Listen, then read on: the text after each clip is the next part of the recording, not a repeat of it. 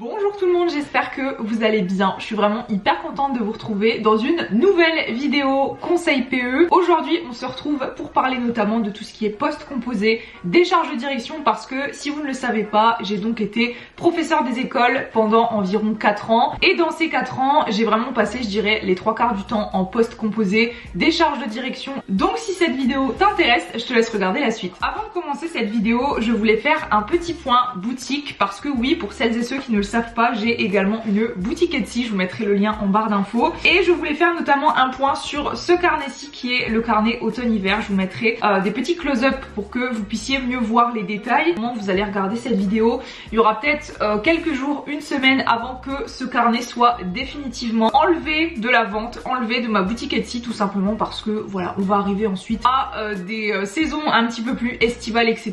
Donc si vous avez envie de vous faire un petit stock, de vous en reprendre un deuxième ou d'acheter ça pour un proche qui adore la papeterie, peu importe, n'hésitez pas, je vous mettrai le lien en barre d'infos, parce que à partir du 15 mars minuit, celui-ci ne sera plus disponible sur la boutique. Premier conseil que je pourrais vous donner, et ça va vraiment être juste à partir du moment où vous avez vos postes, voilà, que voilà, vous avez ça y est, découvert que vous allez être en poste composé, que ce soit dans plusieurs écoles ou dans une seule et même école. Il faut vraiment dans un premier temps que vous preniez contact avec l'école et avec là ou le collègue ou plusieurs des collègues. Pour moi, c'est vraiment le premier truc à faire, notamment pour pouvoir connaître vos futurs collègues, mais aussi pour arriver à se repérer un petit peu, que ce soit des trucs bêtes, le trajet que vous allez faire pour celle-ci, est-ce que c'est galère pour se garer au niveau des parkings, enfin vraiment des trucs très pratiques. Aussi si vous avez envie de faire le tour de l'école, les coins dans la récré, enfin même s'il y a une salle, une sorte de salle des maîtres, de salle de pause pour le midi, enfin vraiment essayer en fait de prendre contact avec les collègues, mais aussi de se repérer dans l'école, le trajet, enfin vraiment des trucs très pratiques. Et ça d'ailleurs ça vaut pour tous les PE, que vous soyez en poste composé ou pas d'ailleurs. Pour moi, tisser des liens avec vos futurs collègues et avec votre école, et encore une fois avec tous les trucs pratiques qui tournent autour. Par exemple, je me souviens d'une école où c'était extrêmement galère pour se garer, donc j'avais pu en amont voir un petit peu où est-ce que je pouvais voilà, garer ma voiture. Prendre contact avec les collègues, c'est méga important aussi pour ne pas arriver entre guillemets comme un cheveu sur la soupe. Ah oui, truc très important aussi, enfin très important, je trouve que c'est sympa aussi d'avoir ce genre de choses. Essayez de voir si c'est possible d'avoir une liste des élèves, voire même un trombinoscope. Je sais pas si vous voyez ce que c'est, peut-être pas. En fait, c'est une liste des élèves avec une photo pour chaque élève, pour que vous puissiez tout simplement commencer à visualiser vos élèves. Personnellement, c'était assez rare de pouvoir en avoir un. En général, j'avais toujours les listes d'élèves une fois que c'était vraiment clôturé par la directrice. Mais si vous pouvez avoir un trombinoscope, franchement, je trouve que c'est le truc super cool pour visualiser nom, prénom et visage des élèves avant même d'arriver. Je trouve que c'est vraiment trop cool. Deuxième conseil, j'ai mis se diviser les matières ou bien organiser les créneaux. Alors là, ça va vraiment dépendre du collègue ou de la collègue que vous allez avoir. Personnellement, j'ai vraiment connu les deux cas de figure. Soit en général, la collègue va vraiment vouloir que vous ayez des matières et des thématiques différentes. En soi, vous n'allez pas vraiment, même si on a toujours un, hein, mais vous n'allez pas forcément avoir vraiment de lien avec des méthodes qui se suivent, etc.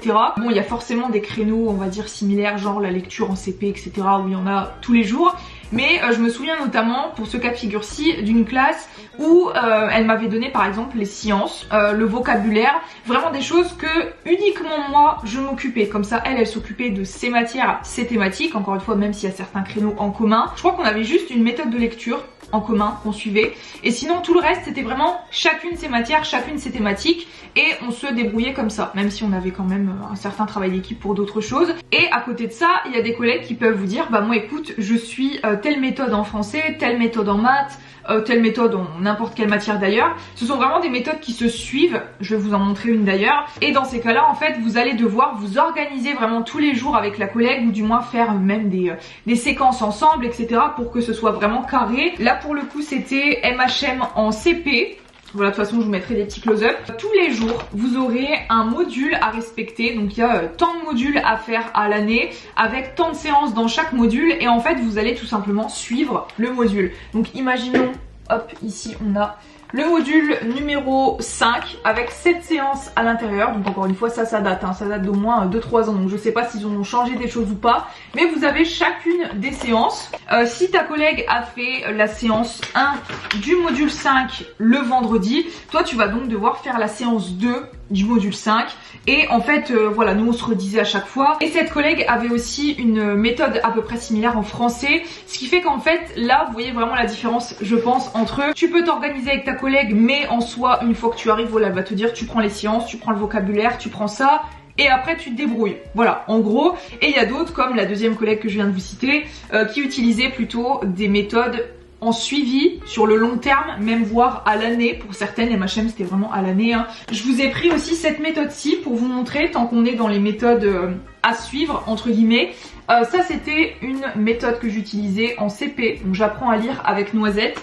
Et là c'est pareil, vous aviez à chaque fois 2 cahiers d'exercices, donc pareil ça se suivait. Mais en gros la collègue avec qui j'ai travaillé sur cette méthode avait fait des progressions selon les périodes. Et donc voilà pour le deuxième conseil. En gros, après avoir pris contact avec les collègues, checker un petit peu l'école, les différents coins, le trajet et tout, le fait de se diviser les matières, pareil ça va vous permettre après de commencer à travailler selon si c'est une méthode suivie ou pas suivie, etc. Ça dépend vraiment des collègues. Se faire un emploi du temps en béton armé. Alors il faut savoir, je pense que vous le savez, quand on est en poste composé, il faut vraiment une organisation parfaite. Bête, mais par exemple ne pas se tromper d'école le matin. Moi je me souviens que à un moment, une année, j'étais dans 3 écoles différentes.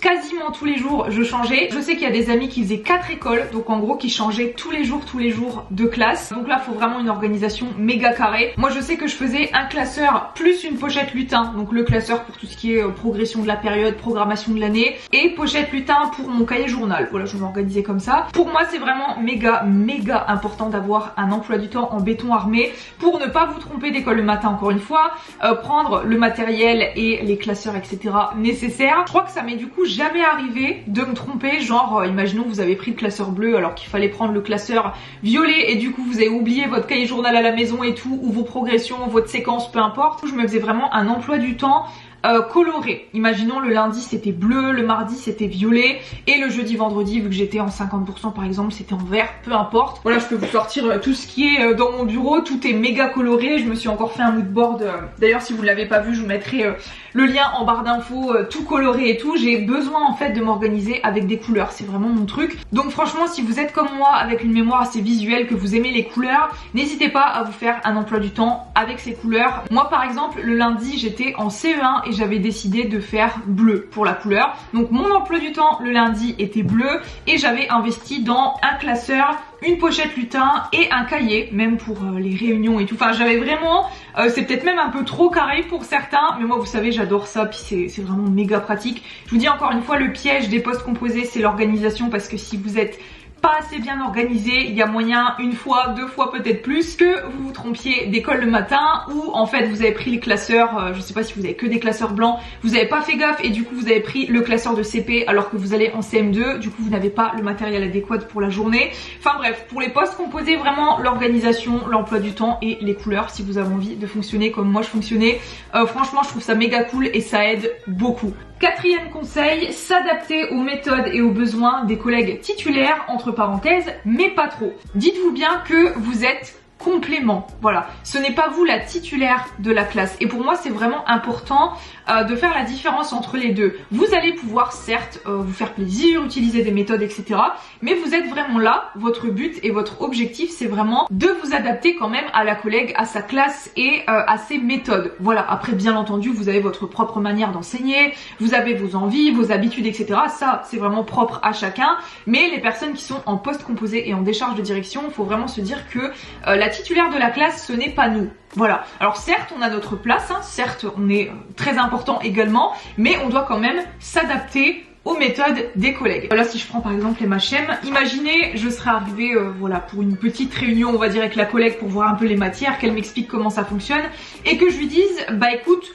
moi ta méthode j'ai pas envie, voilà j'ai pas envie de faire ça. Je pense qu'à ce moment là on peut comprendre que elle ait envie en fait de faire cette méthode parce que c'est sa classe, qu'elle en est titulaire et qu'on doit quand même à minima s'adapter aux collègues. J'allais pas lui dire bah écoute moi non, je n'ai pas envie de faire MHM, du coup ça allait lui mettre carrément sa méthode dans le sac en fait. C'est d'ailleurs le point positif d'être en poste composé je trouve, c'est qu'on en apprend énormément avec les autres collègues. Moi là par exemple MHM je ne connaissais pas, Au début j'avoue que j'avais pas mal de mal parce qu'on a l'impression que tout est un petit peu mélangé, mais au final franchement on revient très régulièrement sur des notions etc. Si vous ne connaissez pas, franchement c'est un gros boulot de prise en main au début, mais aussi de préparation du matériel. Je sais que mes collègues ils bossaient vraiment énormément pour que tout le matos soit prêt pour toute l'année, mais après c'est un réel plaisir une fois que tout ça est fait. Mais à contrario de ça, il faut pas non plus se laisser totalement bouffer entre guillemets, parce que ça m'est déjà arrivé une fois. C'était assez rare, je suis tombée quasiment que sur des collègues trop cool, mais il y avait également des collègues qui n'étaient pas forcément très cool. Il faut aussi qu'il y ait une discussion. Imaginez vous n'êtes vraiment pas à l'aise avec MHM, imaginons. Si vous tombez sur une collègue sympa, il y a moyen que vous fassiez autrement, quelque chose qui vous convienne toutes les deux. Ah oui, et aussi je me suis noté un truc qui m'est arrivé lors d'une visite. Une personne est venue me visiter justement lorsque j'étais T2 pour une visite conseil. J'étais à ce moment-là dans une classe où je faisais la décharge de direction sur un 50%. Et la personne qui est venue me visiter m'a reproché des trucs, alors que voilà, j'étais en poste composé. Elle m'a reproché notamment les affichages. Elle m'a reproché comment était tenu le cahier du jour. Elle m'a aussi reproché la disposition de la classe. Et j'avais beau lui dire en fait que par exemple bah voilà, cet affichage là c'était pas moi qui l'avais fait. Et la disposition de classe ben c'est pas moi non plus qui l'avais créé, dans le sens où bah voilà, moi j'arrive dans une classe où c'est la directrice qui est la titulaire, je vais pas commencer à lui dire alors cet affichage là ça me plaît pas, tu l'enlèves. La disposition de classe c'est pareil, j'aime pas, on va changer ça, là t'as mis en îlot, on va mettre en randonnion, enfin pas du tout. Et elle m'a trop reproché le truc, elle m'a dit mais en fait vous êtes censé travailler en équipe. Alors attention du coup pour les jeunes PE, attention de ne pas vous faire avoir comme moi. Alors d'un côté je vois pas comment j'aurais pu faire différemment. C'est ça qui est compliqué, c'est que entre la réalité des choses, le fait que quand vous arrivez dans une classe, bah forcément en plus vous débutez et tout, forcément vous pouvez discuter avec la personne mais vous allez pas lui faire tout changer. En plus moi la directrice elle avait genre 20-30 ans d'expérience, j'arrivais j'avais 2-3 ans d'expérience, qu'est-ce que j'allais lui dire de changer ses affichages? Enfin au bout d'un moment dans la réalité et sur le terrain c'est pas comme ça que ça se passe. Donc clairement c'est un point qui est assez compliqué parce que oui il faut s'adapter aux méthodes mais pas trop, dans le sens où comme moi là on peut vous le reprocher si vraiment vous vous fondez totalement dans la masse. Et que même si moi j'avais fait certains affichages en fait, elle me reprochait des trucs qui n'avaient pas été faits par moi. Et ça franchement c'est très compliqué. Je pense qu'après il y a des conseillères pédagogiques, des inspecteurs, inspectrices qui sont très compréhensifs aussi. Mais moi là clairement c'était pas le cas. Donc après voilà, je vous informe de ce qui m'est arrivé au cas où. Donc faites attention, adaptez-vous à la collègue ou au collègue, mais pas trop. Cinquième et dernier conseil, j'ai mis organiser ses périodes / semaines au maximum. Et là justement ça relie un petit peu le conseil numéro 3 que je vous avais donné sur créer vraiment un emploi du temps en béton armé avec des couleurs etc. En fait je faisais vraiment la même chose avec un calendrier par période et un calendrier annuel. Par exemple si j'avais, parce que là aussi dans les postes composés c'est toute une organisation concernant les réunions, les projets d'école, les conseils de cycle, les conseils d'école, les conseils de maître. Oui ça fait beaucoup de réunions à l'année tout simplement. Bah, vous avez 108 heures si je me trompe pas de réunions annuelles.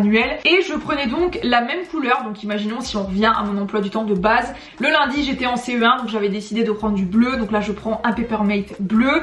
Et si j'ai un conseil de cycle, imaginons de 18h à 20h à telle date, je le note en bleu parce que je sais que c'est dans cette école que je dois me rendre et c'est dans cette école voilà que je dois faire tant d'heures. Mais en gros vous pouvez, encore une fois si c'est validé etc, faire tous les conseils, donc c'est 108 heures de réunion dans la même école. Voilà, comme ça au moins c'est moins problématique on va dire à gérer. Bon après c'est faisable hein, mais je veux dire c'était quand même une légèreté un peu plus dans ma tête de me dire que ben voilà, s'il y a un conseil d'école je sais que c'est à telle école.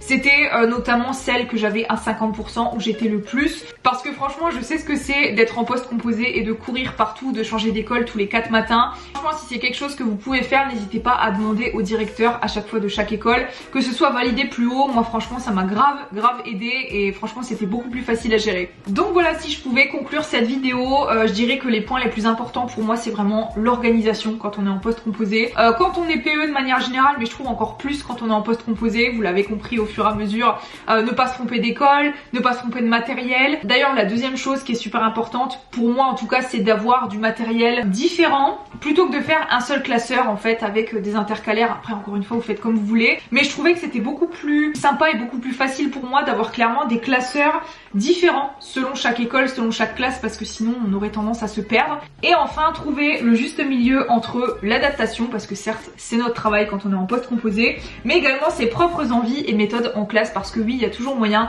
de proposer ses idées, de proposer des projets. Quand on est avec des collègues hyper sympas, ça peut aussi très bien se passer. Donc voilà tout le monde, cette vidéo est terminée, j'espère vraiment que ça vous aura plu. Si c'est le cas, n'hésitez pas comme d'habitude à mettre un petit pouce bleu et à me dire toutes vos impressions en commentaire. Dans tous les cas, je vous fais plein de bisous et je vous dis à la prochaine fois dans une nouvelle vidéo. Bye!